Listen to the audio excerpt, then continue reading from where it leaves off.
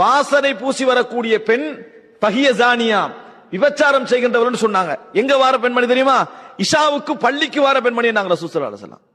இஷாவுக்கு பள்ளிக்கு வரக்கூடிய பெண்மணி நல்ல பெண்மணியா மோசமான பெண்மணியா? தொழுறதுக்கு வாரா. ஆனால் இந்த மாதிரி வந்தால் வாசம் உணர்கின்ற அமைப்பில் அவர் வருவாராக இருந்தால் விபச்சாரி என்று ரசூல் ஸல்லல்லாஹு அலைஹி வஸல்லம் சொன்னார்கள். ரசூல் ஸல்லல்லாஹு இந்த வார்த்தை உபயோகிக்கிறாங்க, தண்டனைக்குரிய விபச்சாரின்னு சொல்லல. ஆனா அந்த இந்த செயலை என்ன செஞ்சாங்க? ஒன்று என்று ரசூல் ஸல்லல்லாஹு அலைஹி வஸல்லம் சொன்னார்கள். அதனால் அன்புள்ள சகோதரர்களை புரிந்து கொள்ள வேண்டும். நபி அவர்கள் சொன்னார்கள், அர்பஉன் மின் ஸஆதத்தில் மர்இல் முஸ்லிம், 4 விஷயங்கள் ஒரு முஸ்லிமுடைய சந்தோஷத்தில் உள்ளவைகள் என்று சொன்னாங்க. ஒன்று என்ன தெரியுமா? அல் மஸ்கனுல் வாஸி, விசாலமான வீடு.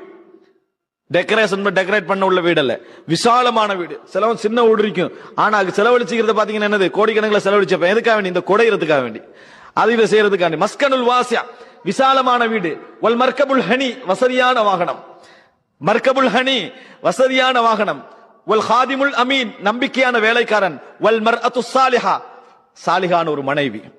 உங்கள் வாழ்க்கையில் கிடைக்கக்கூடிய மிகப்பெரிய சந்தோஷமான ரசூல் ஸல்லல்லாஹு அலைஹி வஸல்லம் சொன்னார்கள், உங்கள் மனைவியிடத்தில் நீங்க நிறைய குறை காணுகின்ற வைங்க, ஒழுக்கத்துல ஒரு குறையும் காணல என்று வைங்க, அந்த மனைவியை ஒரு நாளும் நீங்கள் இழக்க முயற்சிக்க வேண்டாம்.